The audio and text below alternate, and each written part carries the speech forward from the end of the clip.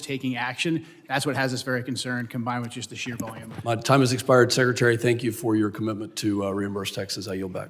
Gentleman's time's expired. I now recognize the gentleman from Rhode Island, Mr. Magaziner, for 5 minutes of questions. Madam Secretary, how many United States military veterans have you deported? Sir, we have not deported U.S. citizens or military veterans. I don't believe you served in the military. I haven't either, but I think you and I can agree that as Americans, we owe everything to those who have served our country in uniform, particularly those who have served in combat. Do you agree with that? Sir, I believe that people that are in this United States that are citizens have legal status here. Those Madam Secretary, we are joined on Zoom by a gentleman named Sejun Park. He is a United States Army combat veteran who was shot twice while serving our country in Panama in 1989. Like many veterans, he struggled with PTSD and substance abuse after his service. He was arrested in the 1990s for some minor drug offenses, nothing serious. He never hurt anyone besides himself, and he's been clean and sober for 14 years. He is a combat veteran, a Purple Heart recipient. He has sacrificed more for this country than most people ever have. Earlier this year, you deported him to Korea, a country he hasn't lived in since he was 7 years old. Will you join me in thanking Mr. Park for his service to our country? Sir, I'm grateful for every single person that has served our country and follows our laws. Can you please tell and knows Mr. that our Park laws why are you important deported and him? Every one of them needs to be enforced. But you understand that many veterans struggle with PTSD, many veterans struggle with substance abuse challenges. This man took 2 bullets for our country. You have broad authority, by the way, as Secretary, to issue humanitarian parole, to do deferred action.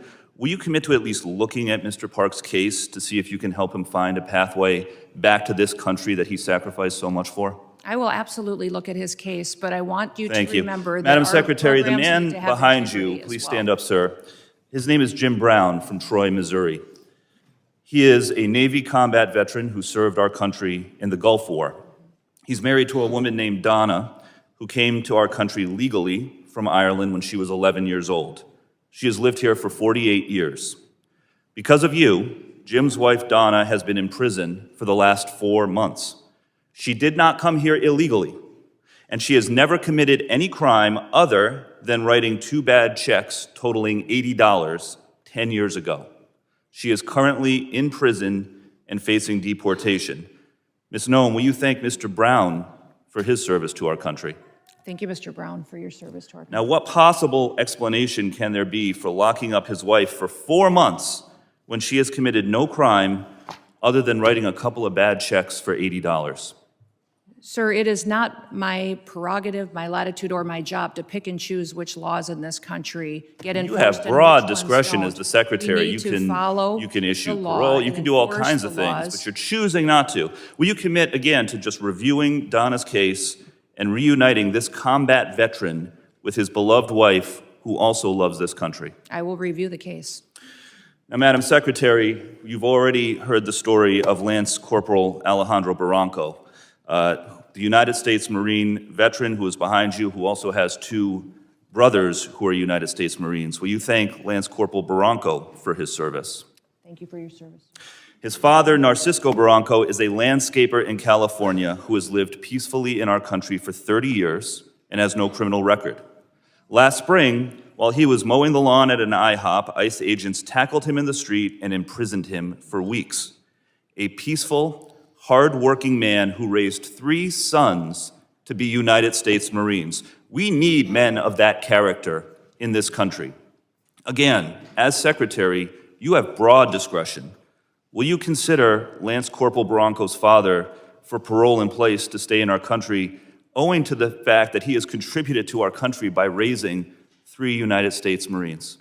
This is an opportunity to remind everybody that every person that's in this country illegally has an opportunity to voluntarily go home and come back the right way. He Follow raised our 3 laws, United States and we will Marines. facilitate that. He has been living here But- peacefully, doing his job for 30 years. You have discretion. You are choosing not to use it. Madam Secretary, you promised America that you would go after the worst of the worst.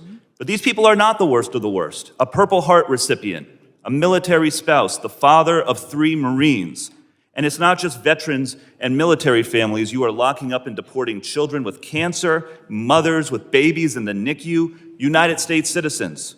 There are many problems with your leadership, but the biggest problem is this. You don't seem to know how to tell the difference between the good guys and the bad guys. Go after the bad guys. Go after the terrorists. Do not go after veterans, Marines, children, Gentleman's United time's States expired. citizens. I yield Gentleman's back. time's expired. I now recognize the gentlelady from Georgia, Ms. Green, for 5 minutes of questions. Thank you. The previously Democrat-controlled administration allowed over